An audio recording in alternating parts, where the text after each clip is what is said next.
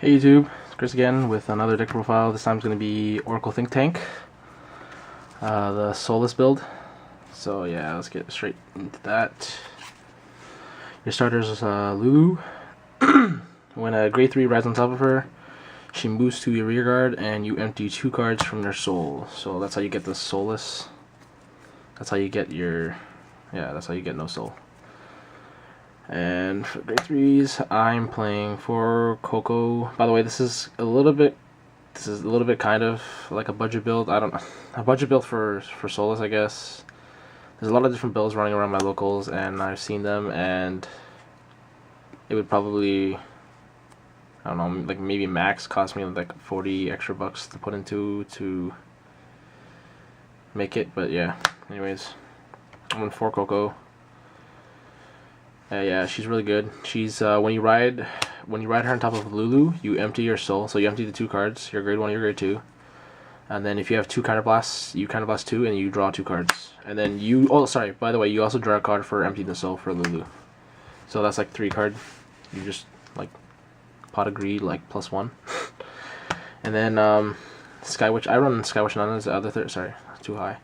I run Skywitch Nana as the other grade 3. A lot of people are running the Sakuya or whatever, the Maiden Blossom thingy. So I decided not to run that because I don't want to get them. But yeah, Skywitch Nana is okay. She's when you have no soul, she's 13 on the Vanguard and 11 on the rear guard. So yeah, she's okay. Not too bad.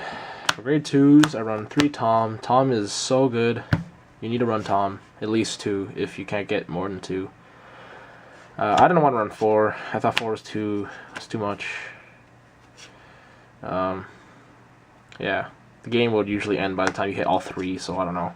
Yeah, I think 3 is a good number. And I'm like kind of teching out certain cards just to see if I like how it plays out in this deck. You'll see the other grade 2s. Yeah, 4 Tom. Can't intercept with grade 0, so sorry, they can't guard with grade 0, so remember that. I also run 3 the 10k vanilla Oracle Guardian Wiseman. You want to ride this. This is what you want to ride as your grade 2, because yeah, it's just a 10k vanilla. All your other cards have purpose or can reach 11 numbers or something. Can reach 11 attack. So you want to ride this usually. For the other grade 2s, I run 2 Mocha because I only have 2. She's okay. I would only probably run her to 2 anyways.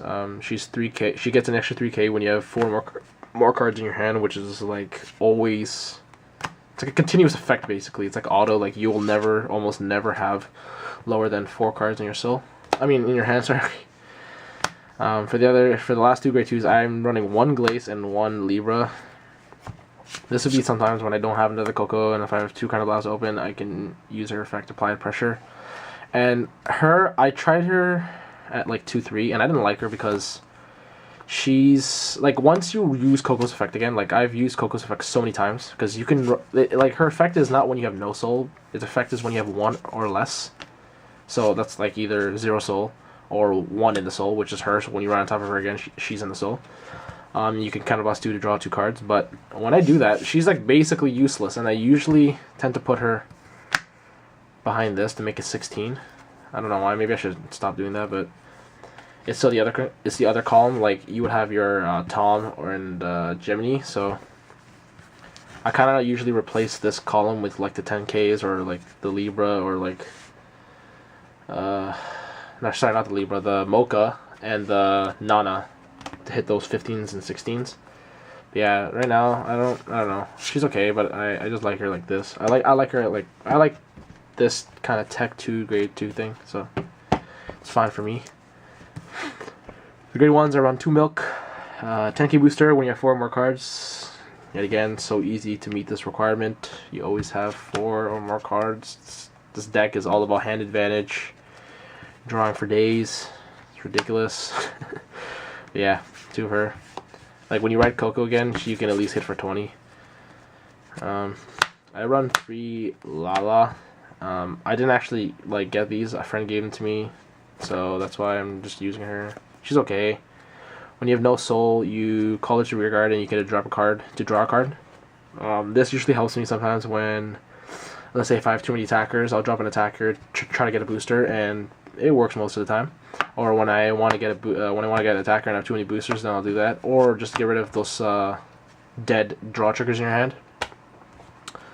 She's okay. I run 3 Circle Magus. A lot of people keep telling me to run the cat, black cat something something, where both you guys draw a card. I don't like that because I tried that. I used one of my friend's OTT decks.